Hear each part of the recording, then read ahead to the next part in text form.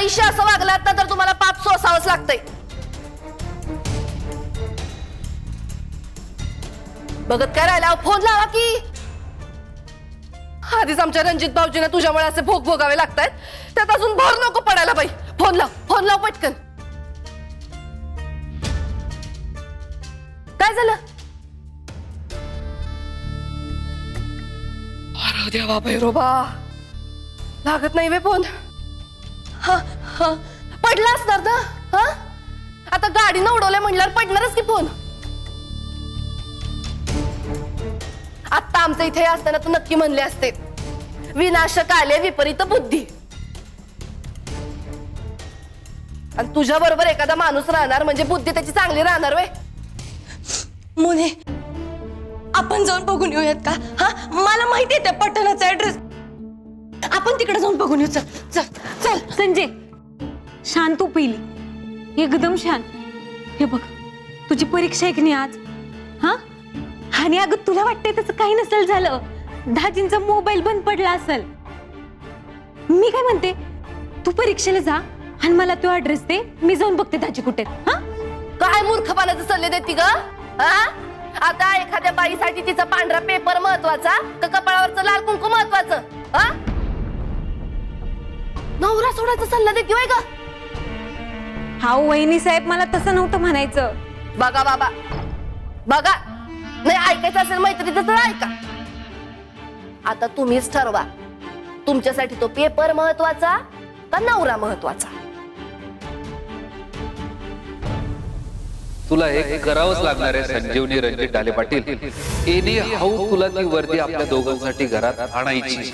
तू एकटी नाहीयेस, तुझ्या मध्ये मी तुझ्या साथीला असणार आणि संजीवनी इन्स्पेक्टर होणार हा माझा शब्द आहे. आणि या शब्दाला वजन संजीवनी रणजित ढाले पाटीलच देईल. आता तुम्हीच ठरवा, तुमच्यासाठी तो पेपर महत्वाचा का नवरा महत्वाचा?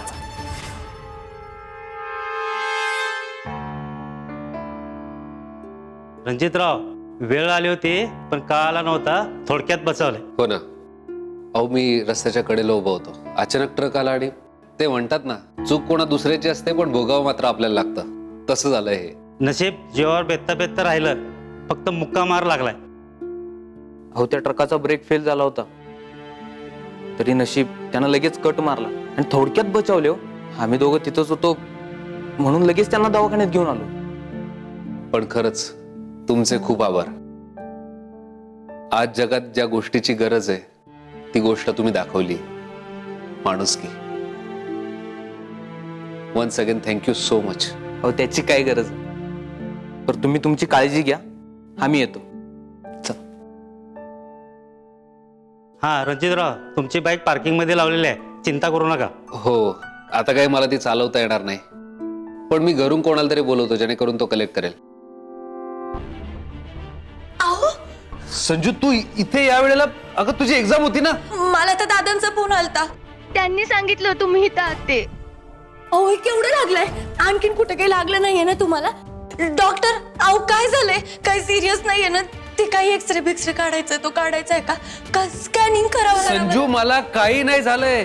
तू पेपर सोडून इथे का आलीस? तू डॉक्टर, सगळं नीट आहे ना नक्की? अहो, काय काळजी करू नका, त्यांना काय लागलेलं नाही, फक्त मुक्का मार लागला. अंबाबाई पावलीच म्हणायची. थँक्यू डॉक्टर, लय लय थँक्यू. चल ग. अहो, तू का आलीस इथे? का आले म्हणजे? तुम्हाला एवढं लागले, मी साधं बघायला पण नाही यायचं? पेपर सोडून इथे का आलीस? असं काय करताय?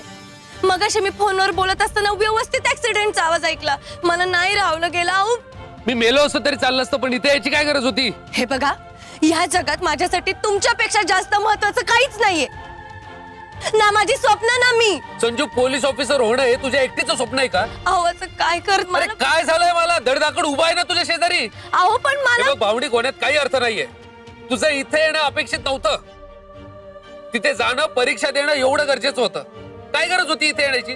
माझ्या जागी जर तुम्ही असता तर तुम्ही काय केलं असतं? सांगा की काय केलं असतं? हेच केलं